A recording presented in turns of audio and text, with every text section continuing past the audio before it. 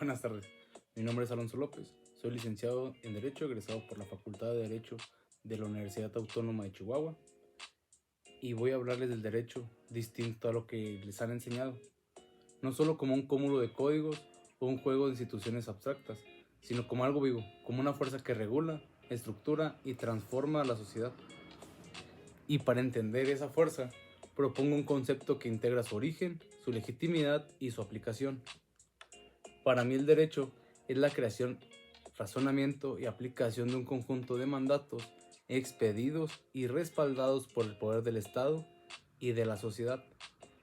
Y este concepto no es producto de una teoría al aire, es la conclusión de observar cómo funciona el poder, cómo actúan las instituciones y cómo responde la sociedad.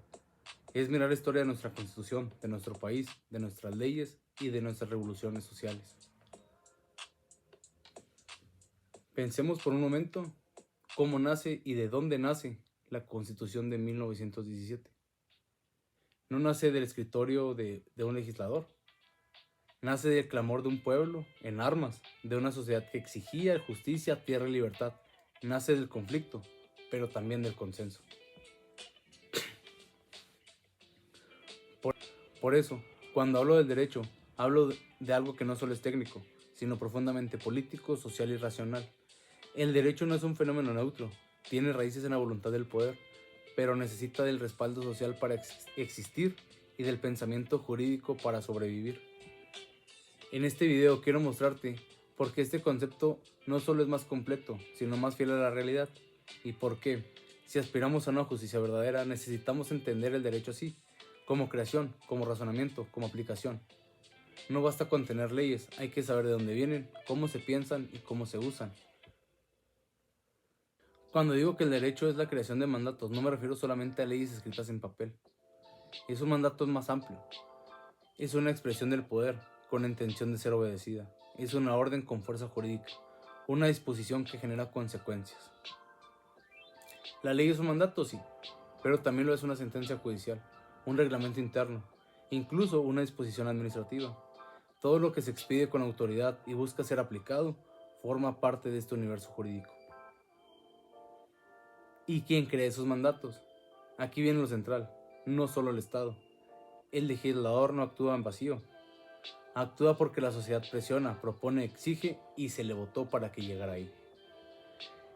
El derecho se produce en ese diálogo, a veces armónico, a veces conflictivo y a veces revolucionario, entre el poder institucional y la sociedad organizada. La Constitución de 1917 no se creó en una oficina, se creó en medio de una revolución. Fue la respuesta institucional a una exigencia social que ya no podía ignorarse. Por eso afirmo, sin respaldo social el derecho no nace. Un mandato jurídico puede escribirse, pero si no responde a una necesidad, si no resuena en la gente, no tiene alma. Reducir el derecho a normas creadas por el legislador es empobrecerlo. Es como hablar del arte refiriéndose solo al lienzo. El mandato jurídico es forma y fondo, y su creación implica poder, necesidad, cultura, lenguaje, momento histórico. En la práctica, crear derecho es ejercer poder, pero un poder sin legitimidad social es autoritarismo, y un poder sin razonamiento jurídico es una improvisación peligrosa. Por eso hablar del derecho como la creación de mandatos es mirar a su corazón, el momento en el que el poder se convierte en norma y la sociedad voluntaria o forzadamente acepta obedecer. Ahí nace el derecho, en esa intersección delicada entre autoridad, pensamiento y necesidad. Ahora bien, si el derecho fuese solo creación de mandatos, sería apenas un acto de poder, pero el derecho es más, es también razonamiento. Y con esto no me refiero solamente al pensamiento académico, sino a la racionalidad que da forma, orden y sentido a estos mandatos. Montesquieu decía que el poder debe detener al poder y que el poder tiende al abuso. Esta idea es tan profunda como vigente y es base para el principio de legalidad y del equilibrio institucional. No basta con tener poder para legislar, hay que hacerlo con mesura, con lógica, con técnica y con ética. Rousseau, por su parte, sostenía que la ley debía ser expresión de la voluntad general, es decir, que el derecho debe fundarse no en el capricho de quien gobierna, sino en el consentimiento racionalizado de la colectividad. Por eso, el razonamiento jurídico no es opcional, es el puente entre el poder y la justicia. Es lo que permite que los mandatos no solo se impugnan, sino que se comprendan, se integren y se legitimen. Cuando una norma nace sin razonamiento, nace muerta. Cuando se aplica sin reflexión, se convierte en tiranía. Legislar sin pensar es demagogia. Aplicar sin pensar es tiranía. Aquí entra el papel del jurista, del legislador, del juez. No son meros operadores de textos legales, son pensadores del derecho, porque la técnica sin razón es burocracia y la razón sin técnica es utopía. El razonamiento jurídico es el alma del derecho. Es lo que convierte un mandato en una norma, una regla en un principio y una ley en una herramienta de justicia. Si hay algo que suele ignorarse en muchos conceptos tradicionales de derecho, es este punto, el respaldo social. Para mí, el derecho no puede existir, realmente existir, sin este respaldo.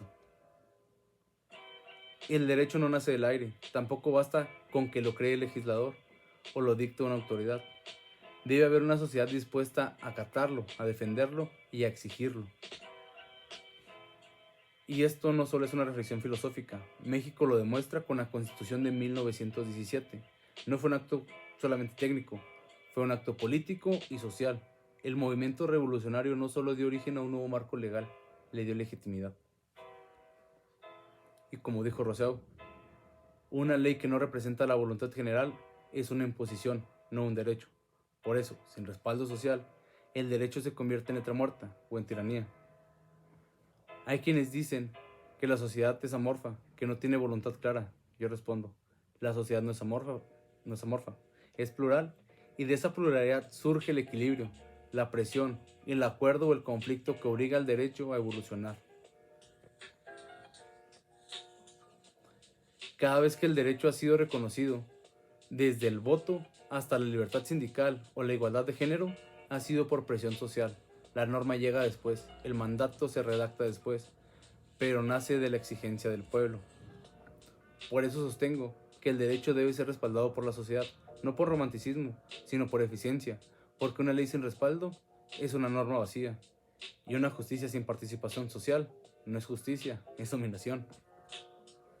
Hoy quise compartir con ustedes una forma un tanto distinta de entender el derecho, que no sea solamente como una serie de normas, ni como una abstracción académica, sino como una realidad viva, compleja, profundamente humana. Por lo cual, para mí, en mi visión, el derecho es la creación, razonamiento y aplicación de un conjunto de mandatos expedidos y respaldados por el poder del Estado y la sociedad.